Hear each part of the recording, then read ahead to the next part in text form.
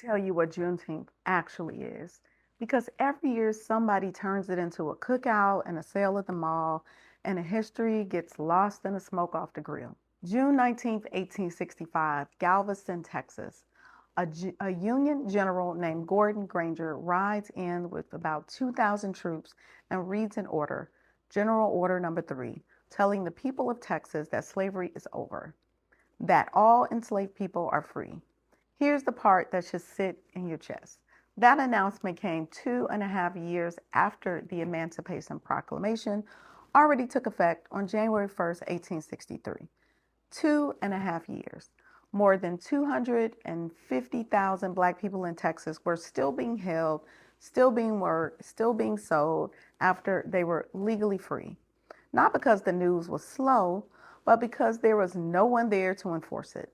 And the people profiting off their labor had every reason to keep that secret as long as they could.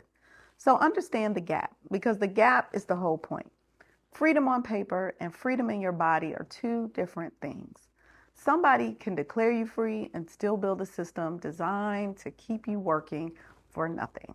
That gap, that delay between the promise and the delivery, that is the most American story I know. And we are still living inside it. And let me be honest about something else. Juneteenth wasn't even the end of it. Slavery wasn't fully nationally abolished until the 13th Amendment was ratified, and that came in December of that year, 1865. We didn't become a federal holiday until 2021 when it was signed into law, the first new federal holiday since Dr. King's. It took Texas until 1980 just to make it a state holiday. So when people act like this is some ancient thing we should be over, baby, this is recent. This is grandmothers. Now, here's what I need you to hold on to.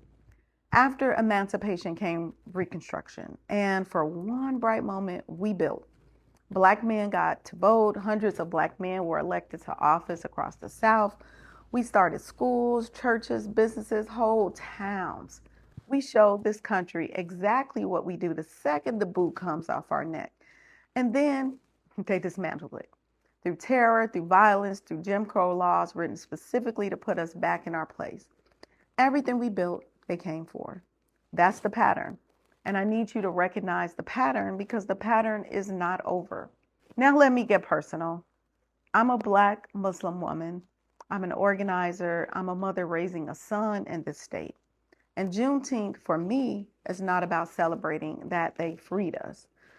I don't celebrate the master deciding to do the right thing 2.5 years late. I celebrate us. I celebrate the people who held on to hope when there was no earthly reason to. My faith teaches me that freedom and dignity are not granted by men. They are written into us by God, and no order, no court, no map can revoke what God gave us. That's the testimony. That's what I'm passing to my son. So here's the charge. Here's why this Juneteenth is different.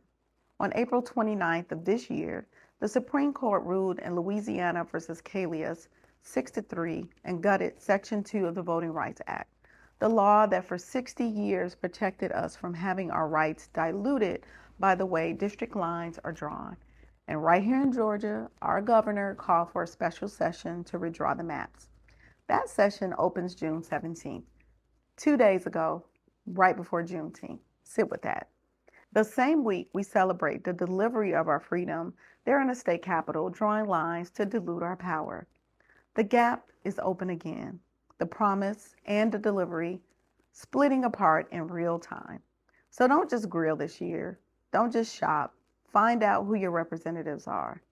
Find out what those maps do to your district, because freedom that you don't defend expires. That's what Juneteenth means in 2026. I'm Miss Tiffany, and that's Uncut.